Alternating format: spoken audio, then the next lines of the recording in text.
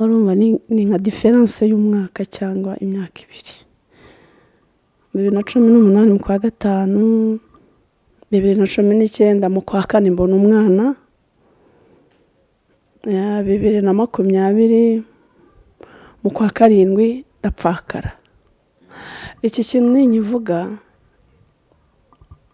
ni ikintu kiremereye, ni ikintu umuntu ucyumva ni umuntu wahuye nacyo.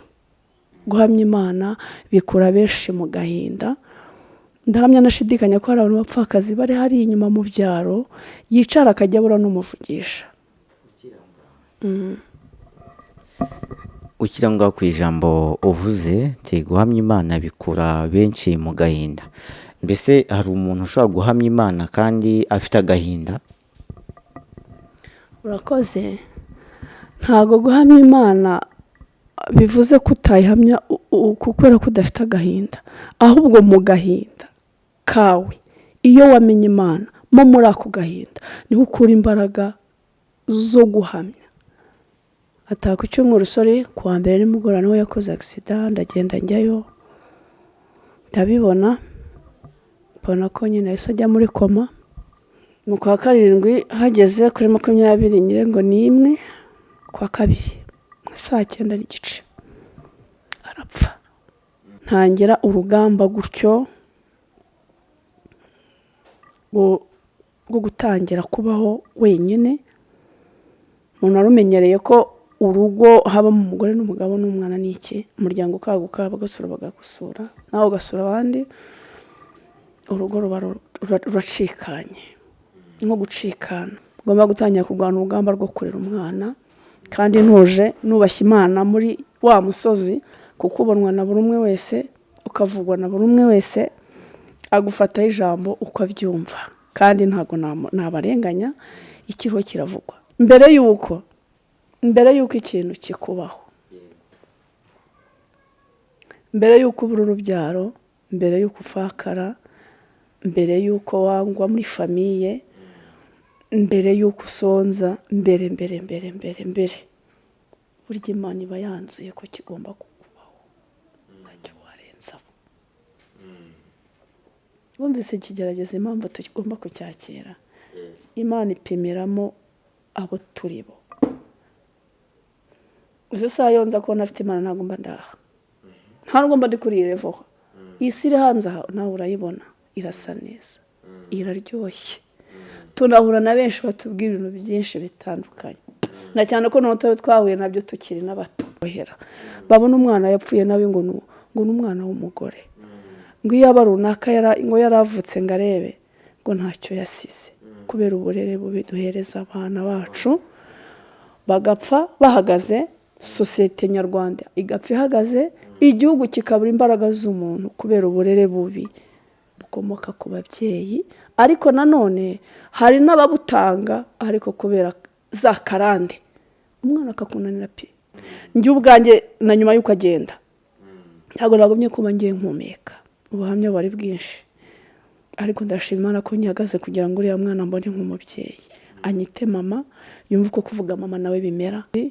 Iyo niyubashye ngewe gutya inyuma kuri nge mba nubashye Imana, mba nubashye na nyakwigendera wagiye, mba mpagaze mu myanya yose.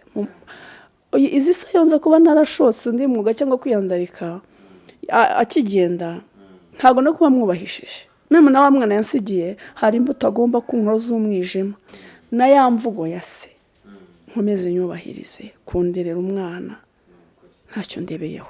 Ni mu zindi byinshi hari umuntu ugenda ukabona hacitsemo ikintu cy'igikuba cyinshi cyane, ukareba ukabona ntiyarakwiye kugenda.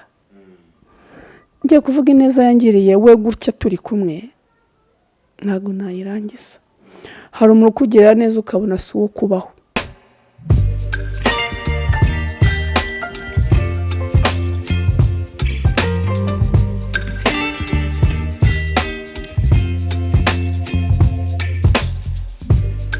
Ndabashuje kandi mbahaye ikaze kuri Kiana TV show. aho muri hose mu bice bitandukanye by'u Rwanda. Ni kwa kundi ngira ngo ujya guca nkababwira ngo Yesu ni muzima, Yesu ni byose umufite ntacyo wabasha gukena, kandi umwami wacu ari ku ngoma. Njye nk'ibisanzwe ni umubatiza. Imbere zacu za kamera mukabona umutumirwa umukozi w'Imana, umubyeyi ushima Imana, ndetse wishimira aho yamuvanye naho imugejeje. Rero nimba utarakora subscribe ukurikiranye Kiana TV show bwa mbere, kora subscribe, utange comment, usharinge n'ibiganiro kugira ngo dukomeze tubane muri gahunda zose zica kuri Kiana TV show. Turakwakiye kuri Kiana TV show, wasuza abakunzi bacu ubundi tugakomeza n'isengesho. Murakoze kunyakira, ndabashoje muri hose mu gihugu cy'u Rwanda n'inyuma yacyo. Amahoro y'Imana abane namwe, umwami wacu Yesu akomeze abagirire neza. Reka dusenge dukomeze. Mana, mu izina rya Yesu, urera kandi urakiranuka. Mana, ngushimiye ineza yawe, ngushimiye imbaraga zawe n'urukundo byawe udahwema kutugirira. Uwera tugushimiye kuri Imana yera kandi izabana n'abera mu ijuru ryera. Data, turagushimiye akanya nk'aka, nuganze kandi utegeke. Mwami, turaguhamagaye ngo uzubane natwe akanya tugiye kumara. Uwiteka bazakurikirana buno buhamya uzabafasha, kuko ni imirimo yawe tuba duhamya.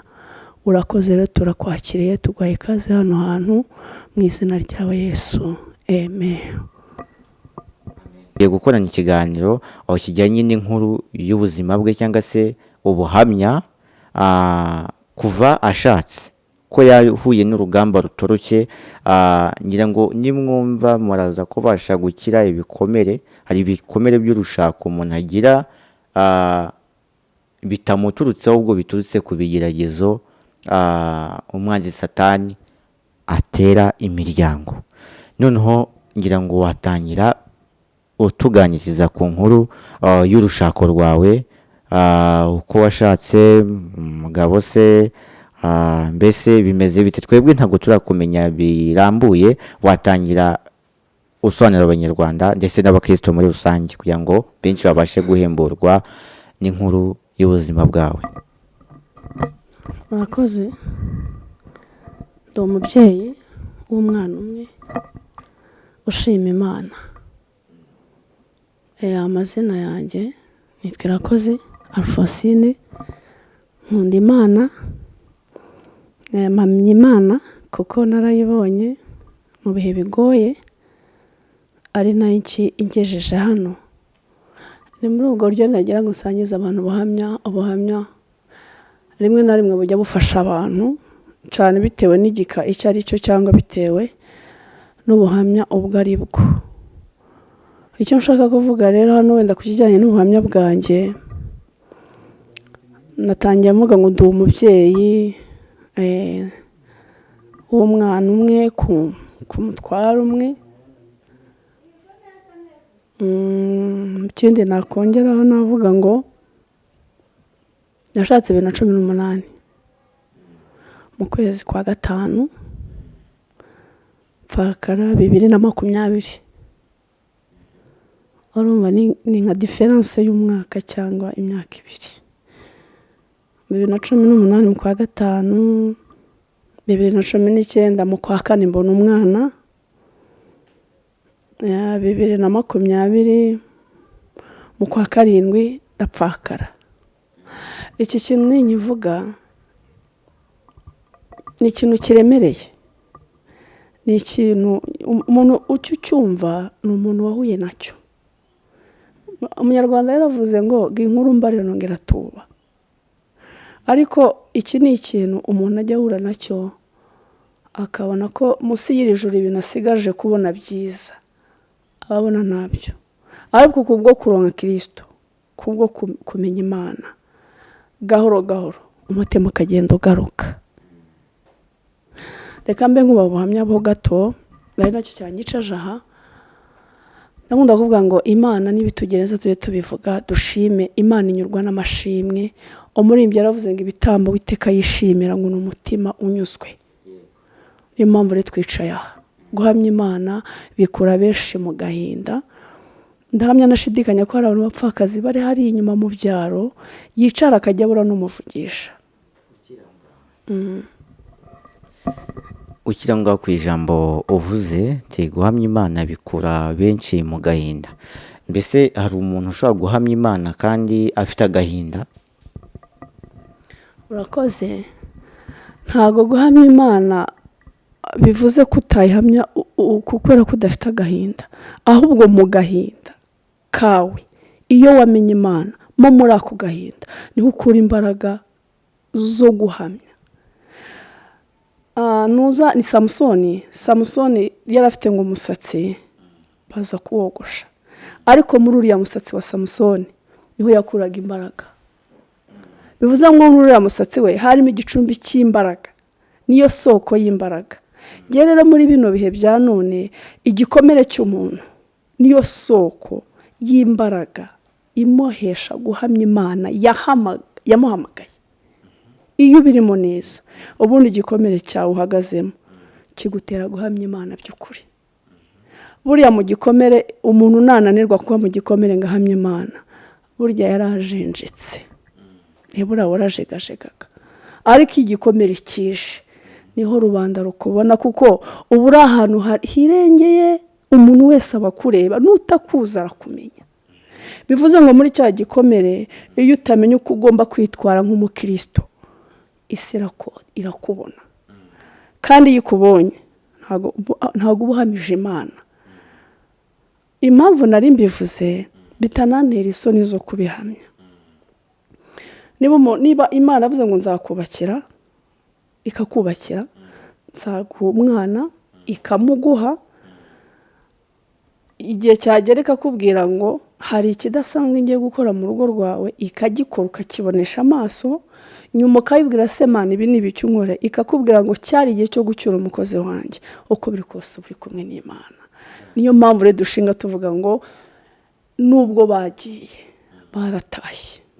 Reka mbinyuremo gato. Yakoze impanuka 2018, 2019 yose ayimara yaragiye mu kazi hanze.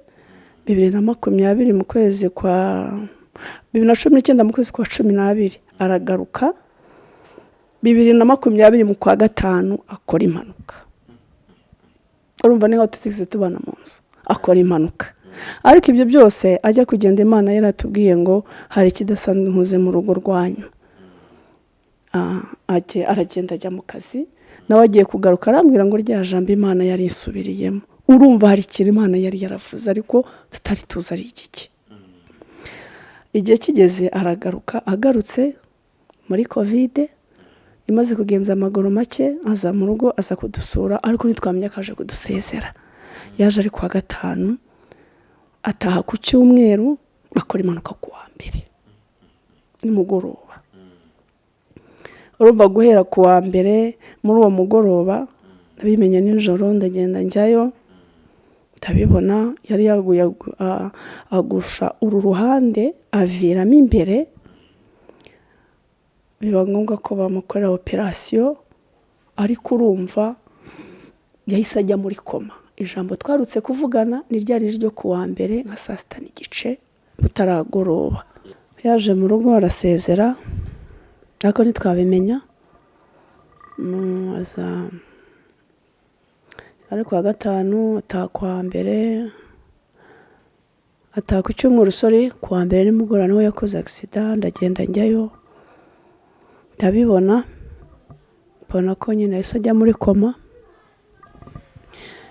Ubwo nyuma yo kujya muri koma hatangiye urugamba rwo kumurwaza. Kurwaza umuntu utavuga ni biba bitoroshye, ariko abaganga hari ukuntu bajya babigenza. Ubwo yarwara kwa gatanu, kwa gatandatu nkajya mbona zaza, ariko uko yakaguye nta gukanura, nta kunyeganyega, ntaki. Mu kwa karindwi hageze kuri 20 nyire ngo ni imwe, kwa kabiri saa 9:30 arapfa. Biba ngombwa ko ava mu mubiri. hakurikiraho igikorwa cyo kumuherekeza, yitabye Imana ubwo kwa kabiri, kwa kane turamuherekeza, ntangira urugamba gutyo rwo gutangira kubaho wenyine. Umuntu arumenyereye ko urugo habamo umugore n'umugabo n'umwana n'iki, umuryango ukaguka, bagasura bagagusura, nawe ugasura abandi, urugo ruba ruracikanye, nko gucikana. Ubwo ngubwo mbona ko nta kundi byari kugenda, ntaki ndavuga ati ndabona uko biri kose ibyo nari ngambiriye bitagikunze. Buriya umuntu ava mu rugo agatera intambwe kugira ngo yubake, abyare, yororoke, agire umuryango mugari. Dore nabonye agiye, mbona ko nta kundi ngomba gutangira kurwana urugamba rwo kurera umwana, kandi ntuje nubashye Imana muri wa musozi, kuko ubonwa na buri umwe wese, ukavugwa na buri umwe wese, agufataho ijambo uko abyumva, kandi ntago nabarenganya, ikiriho kiravugwa. Anytime hari igihe bakivuga uko kitari, ariko kuko uri kuri wa musozi uba ugomba kugerwaho n'umuyaga n'amabuye n'ibiti n'umucafu n'iki, nyine serwakira. Ndavuga ati rero uko biri kose iyamumpaye iramwishubije, reka ntahe. Ndazenga ndataha, njya mu rugo ndicara. Birabanza birangora, biramvuna. Urumva iyo umuntu avuyeho, buriya abantu bari mu nzu ari babiri bafatanya gutekereza, ariko izi saha ni ukuvuga ngo nijya utekereza ku mpande zombi, yaba ngiye ku giti cyanjye, yaba no ku ruhande rw'umwana n'ejo hazaza h'umwana. Ibyo byose nkabifashwamo na Kristo. Gupfakara ni ikintu nkajya mbona uburyo nsobanura. Noneho iyo upfaka ukiri muto ni ikindi gikomere. Hari abo bakikubwira ngo uri mwiza, uracyari muto, bigenze gutya. Iyo utari muri Kristo ngo wimahoronize, undi aturuka ku ruhande akakwinjirana, yakwinjirana ukabura byaye, umuruho mu wundi, kandi kenshi ntagutunga, ubuzima bugahita bwangirika. Ubwo rero hamwe n'Imana, kuko mu buryo bwa gikristo twemera ko kwishingira ari icyaha, twebwe abemera Imana, buri wese afite uko abyemera, njye niko mbyemera. Ubwo ko n'undi wese abyemera sava, nta kibazo. Yavuga nubwo imutwaye kandi ari umwana. Kandi banavuga ngo ujya gupfa agira ibimenyetso. Yatega twicara mu gakambwira ngo mfuye none ngapfa ejo uzanderera. Urumva iryo jambo? Mfuye none ngapfa ejo nagusigira babiri, nagusigira umwe, nagusigira batatu, uzanderera. Icyo nkuba ni ikiganiro cyo mu nzu. Aho ndakongera akambwira ati aho kugira ngo nzakubone uryamye mu isanduka ngiye kugushyingura, ngiyewe Imana izambabarire ngende imbere yawe. Kuko yari imfubyi, abura mama wari muto, n'umureze nka nyirasenge nawe arapfa, ahita aba nk'umuntu ubaye traumatize. Akambwira ngo aho kugira ngo kuko yarambwiraga ati ninguhamagara mama ujye unyitaba, ninguhamagara madamu nyitabe. Yambwiraga ati ndamubonamo nka mama, ndakubaha. Ariyo mpamvu yambwiraga ati rero kugira ngo nzagushyingure uzagende imbere yanjye, njye Imana izambabarire nzagende imbere yawe. Isengesho yasabye niko ryagenze, biba ngombwa ko Imana imucyura mbere. Nyumva 2020 kugeza umunsi ndavuga ngiye kuzuza imyaka 3, yaragiye birangora, ubuzima burivanga, ariko hagati ntago ntacyo nashinja Imana, nta kiranyuma, nta nicyo ndayiburana, ndacyari mu Mana. Nyuma rero gato bimaze kugenda gutya, amaze kugenda avuga Mana ibi bintu nkoreye ni ibiki? Ko twakundanye urakuzi, uko byo twanyuze murabizi, imvugo yawe turayibuka, ntabwo aruke ko muntwara nonaha. Mana irambwira ngo cyari igihe cyo gucyura umugaragu wanjye. Ntabwo gukurikira Imana ni ikintu gisaba kwihangana mu buryo bwose. Niba Imana ikubwiye ngo cyari igihe cyo gucyura umugaragu wanjye, ntacyo nari kurenzaho, ntabwo nari kuburana n'Imana. Ikinkomeza cyane rero muri uru rugendo rw'ubupfakazi, igikomeje kumva ko nubwo yagiye ari ahantu heza. Ikindi iyo niyubashye ngewe gutya inyuma kuri nge, mba nubashye Imana, mba nubashye na nyakwigendera wagiye. mba mpagaze mu myanya yose. Izi se yonze kuba narashotse undi mwuga cyangwa kwiyandarika akigenda ntabwo no kuba mwubahishije. Meme na wa mwana yansigiye hari imbuto agomba kunywa z'umwijima, ariko kuko nyiri muri Kristo hari byinshi nigomwa kugira ngo umwana akomeze ansarure imbuto nziza, na ya mvugo ya se nkomeze nyubahirize kunderera umwana ntacyo ndebeyeho. Rero ahari Imana imuhe iruko ridashira, yagize neza, imirimo ni myinshi, tugiye guhera mu zindi byinshi. Hari umuntu ugenda ukabona hacitsemo ikintu cy'igikuba cyinshi cyane, ukareba ukabona ntiyari akwiye kugenda. Ngiye kuvuga ineza yangiriye we gutya turi kumwe ntabwo nayirangiza. Hari umuntu ukugirira neza ukabona si uwo kubaho. Hari imirimo dukora ukabona kumwe bari bavuga ati uyu muntu ni igikenya, yakoraga ibintu, yari wa muntu niba ndwaye tutarana abana yarahangayikaga kugera kuri level agera reaction ukabibona gutya. Ni wa muntu watangiye kundwaza mu bitaro hehehe tutarana abana, agahangayika pe, nkabona ko ahangayitse. Na nyuma yaho rero tumaze kubana, iyo narwaraga nkaryama, kumwe umuntu arwara mu nzu akaryama, no kuri ntabwo yajyaga ku meza, ubwo nawe yararyamaga. Urumva iyo umuntu ageze nk'uri umuntu arwaye ukabona ibintu byose mu nzu byahagaze, ni urukundo aba agufitiye. Urumva ko rero twanyuranye mu bintu bitoroshye imyaka 2 n'igice, twakundanye imyaka 2 n'igice kugeza ibyo byose bisohoye. Nyuma ndakubwira Imana nti Imana, iyo nza kumenya ko ari ibingibi untegurira ntabwo nari kumukunda, ariko ntabwo nanone nabitindaho cyane, kuko muri iyi si ijambo ry'Imana rivuga ngo dufashe igihe mu ntambara. Cyari igihe cyo kugira ngo agende, nanjye nzagenda n'undi. Maze kubona ubuzima bugenze gutyo, ndavuga n'uwite nakubashye kera mu buto bwanjye, kuba mfaka ntabwo byo byatuma njye musozi abantu bose babone ngo yarapfakaye none yabuze umurongo. Gusa hagati maho uhura na byinshi, uhura n'amagambo aremereye akomeye cyane. Umuntu akabaza akakubwira ati uriya muntu yabaye ibiryo by'inkoko, nanjye ndi umuntu, kabyumva. Ariko ibyo ntibyagukura mu gakiza, kuko buriya n'umupira mu kibuga udafite abafana ntabwo uryoha. Umukristo mu kigeragezo udafite abaguhangayikisha wakwirara ukagira ngo none wakivuyemo, cyangwa ukagira ngo none aho ujya wagezeyo.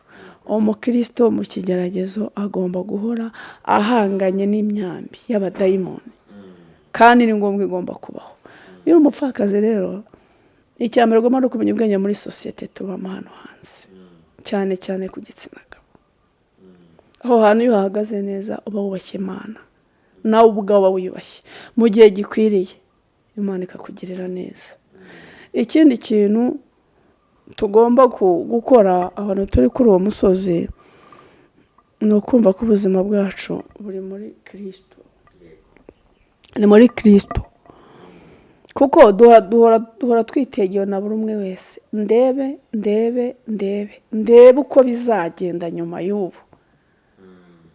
Niho hahandi ya magambo azava. Ubwo ni ukuvuga ngo iyo ubigenje neza ukumva ko ubuzima ari Kristo araza akabana nawe. Data akunda abantu bari kuri uyu musozi, njyewe mfite ibimenyetso, yego aradukunda, ariko niba umwemereye akakuyobora urushaho kumva ko muri kumwe. Ariko iyo umweretse ko yakabazo kawe ukamwereka ko ugomba kwicira inzira, ni ukuri burya ntiyakubuza, arakureka ugakomeza, ariko ukazagaruka, ariko byumva ukazagaruka. Rero nanjye nabanye bigenze bityo, ndahaguruka ndataha, ndavuga ngo ngiye kurera umwana. Ubu isengesho ni ukubwira Imana ngo nkurize umwana, mubona ari inkumi, uzandinde umpe kurama, nanjye mushyingire. Ibyo urushako byo iyera yakoze biriya igihe cyayo nikigera ikabishima, nk'uko yansanze ikambwira ngo ugiye kwiga ishuri. Mbere y'uko agenda Imana yaransanze yambwira ngo ugiye kwiga ishuri, izongera inangirire gute? Izongera inangirire neza. Ifite izindi nzira izabicishamo, ifite n'ukundi kuntu izabigenza bikongera bikagenda neza. Sinzi bishoboka ko izanyubakira, hari n'ubwo itanabyemera kandi itanongeye ngo inyubakire. Nta gitangazo kirimo. Buriya gushaka kubi kubabaza kwa nyuma no gushaka ntubone umwana, ariko iyo ushatse ugaheka Kristo, Imana n'umwana wawe, icyubahiro kiba ari icyayo. Ibindi byose bigenda biza gake gake. Urugendo rwanjye naho rwarangiriye, ndatuje ntegereje Imana kandi ndanyuzwe pe, nta gahinda mfite ku mutima. Ahubwo njya mbona abagenzi banjye bigenda bishyikira, nkavuga nk'uwamama tukicarana nkamuganiriza. Ni ukuri nkakuganiriza ko nsigaye numva ndi kure mbere y'uko ikintu kikubaho, mbere y'uko ubura urubyaro, mbere y'uko ufakara, mbere y'uko wangwa muri famiye, mbere y'uko usonza, mbere burya Imana iba yanzuye ko kigomba kukubaho, ntacyo warenzaho.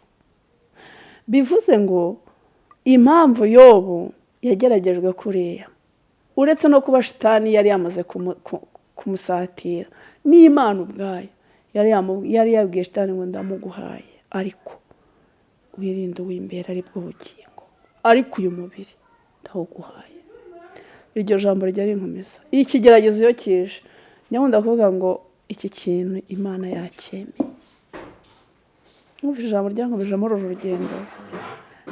Niba Yobu Imana yaramurekuriye shitani ikamuha umubiri w'inyuma, uzi uburyo Yobu yakoreye Imana. Nta muntu ndibaza urakorera Imana nka Yobu.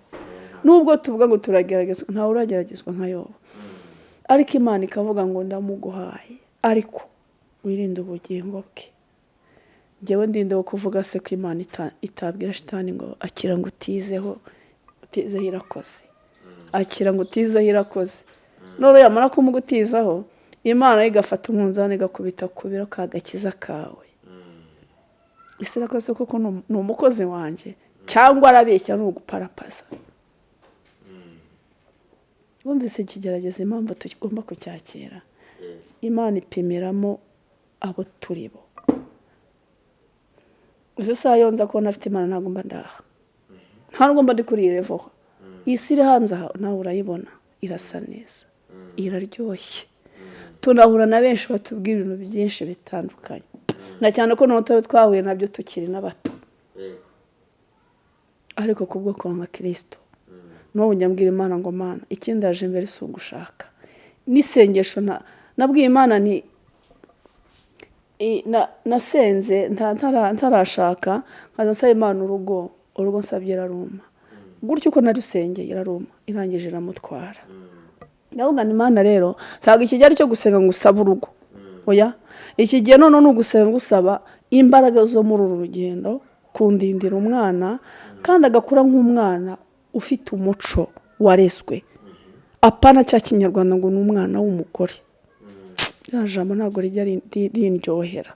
Babona umwana yapfuye nawe ngo ni umwana w'umugore, ngo iyo aba runaka ngo yaravutse ngo arebe ngo ntacyo yasize, kubera uburere bubi duhereza abana bacu, bagapfa bahagaze, sosiyete nyarwanda igapfa ihagaze, igihugu kikabura imbaraga z'umuntu kubera uburere bubi bukomoka ku babyeyi. Ariko nanone hari n'ababutanga, ariko kubera za karande umwana akakunanira pe kandi warareze. Urumva rero tuba tugomba gukora uko dushoboye kugira ngo turerere igihugu, sosiyete n'Imana. Ubwo rero ndiho ndarera kandi Imana ndi kumwe nayo, kandi ndashima Imana higejeje, kandi pe nahuye na byinshi ahagendeye bikomeye. Njye ubwanjye na nyuma y'uko agenda ntabwo nagumye kuba ngiye nkumeka, ubuhamya bari bwinshi, ariko ndashima Imana ko nyagaze kugira ngo uriya mwana mbone nk'umubyeyi, anyite mama, yumve uko kuvuga mama nawe bimera, ariho arakura, ejo azaba mbaza amateka yande yase, ubwo nayo nzagira uko nyamubwira, kandi ndamya akazabyakira. Ubundi umwana ugenda umwigisha buhoro buhoro buhoro buhoro agera akabyumva. Rero nsoze buno buhamya mvuga ngo ababyeyi bari kuri uyu musozi, bari muri iki gikomere, ashaka kuba byakugezeho uyu munsi, ashaka kuba ejo cyangwa ejo bundi, nakubwira ngo komera, dufite Imana, dufite Kristo, aragukunda ntiyakwanze, ahubwo nta nubwo yagiye ntaho yaguduteye ngo wenda ngo yaragiye, arahari. Icyo tugomba kumenya ni ukwihanganira muri Kristo no gukomera kugira ngo duhamye yera. Nyuma y'ubu buzima hari ubundi buzima. Bihangane abari kuri uyu musozi, bakomere, kandi icyo nabashishikariza ni ukumva ko batagomba guhamurwa n'ibibaye, kuko buriya iyo umuntu agize ibyago agira abamutabara, akagira abamushengerera, yego abamureba ngo arebe uko yitwara, akagira n'abo binezeza, nta gitangaza kirimo, ntabwo dukundwa na bose, hakaza n'abaza ngo no kugira ngo urebe gusa ngo uburyo waherekeje umuntu ejo hazabona inkuru bajyana.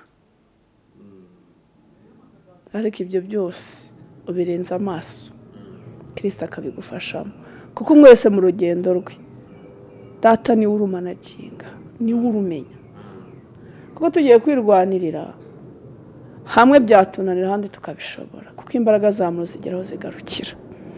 Rero bamama bazabona kino kiganiro, wowe udukurikiranye, waba uri umupapa, cyane cyane abapapa ntabwo biba byoroshye, ariko muri icyo gikomere cyawe urimo naho gutabarwa kwawe kuzava. Muri icyo gikomere urimo, uburyo uzacyitwaramo niho gutabarwa, niho Kristo azakwitegereza neza, akavuga ngo uyu mwana wanjye hari ukundi namugenzereza, cyangwa akanagutegeka kuguma kuri uwo murongo kuko azaba bimunyuze. Rero navuga ngo Imana ibahe umugisha, mukomere muri uru rugendo. Aba bakomeje guhura n'iki kibazo, hari abadutanze, natwe twakurikiye n'abakomeje kuza, ariko dufite Imana irengera imfubyi n'abapfakazi, kandi ntimukumve ko mwatawe, oya ntimwatawe, ni muri mwenyine, dufite Imana. Dufite Imana, nubwo shitani afite ukuntu ajya bigenza, wajya mu bantu ukajya wumva uri nk'igitotsi mu bantu, ukajya wumva abantu bose niwe bareba, mu bavuga ukumva nta jambo ufite. Rero dufite shitani utuganiza mu mitima, akajya kumva uburyo nta jambo ufite, ariko ugomba gusa neza inyuma, abana bagasa neza. Ntukumve ngo nuko uri umupfakazi ngo ugomba gusa n'umupfakazi. Umupfakazi ni iki? Ni umuntu wundi wese, na cyane ko biri ari ibintu tutihamagarira, biriya ntawe wabyihamagarira. Ariko ikibanze, izera Imana n'umwana wayo, ubeshweho no gusenga kuri uyu musozi duhagazeho, ubane n'abantu bose amahoro. Ntugire uwo winubira ngo yavuze, kuvuga ntiwabimubuza, kuko mu bakugerageza nawe arimo, kandi ntiwabimuhora. Murakoze, amahoro y'Imana abane namwe. Senga Imana. Mana, mu izina rya Yesu turagushimiye kano kanya, tugushimiye ko dutambukije imirimo yawe no gukomera kwawe, icyubahiro ni icyawe. Mana, sengeye imitima y'abapfakazi n'imfubyi, ubagire neza aho bari hose, ubambike imbaraga zituruka mu gihugu cyo mu ijuru. Uwiteka bakubone baryamye, bakubona bagenda. Mana, ntukemere ko bandavura. Uwiteka reka ubagotesha imbaraga zawe, kandi Mana ntibakagira icyo bakubona, kuko uri se w'imfubyi ukaba w'abapfakazi. Ngaho ntutegeke kandi uganze, ubiyoborere, imbaraga zawe zibawe hafi Mwami. Wambike imbaraga mu byabayeho uyu munsi, aho byabaye hejo. Mana, ubiyereke nk'Imana, ubambike gukomera kwawe, bamenye kuri wowe byose Kristo. Ngaho nukomeze uganze kandi utegeke, mu izina rya Yesu. Amen.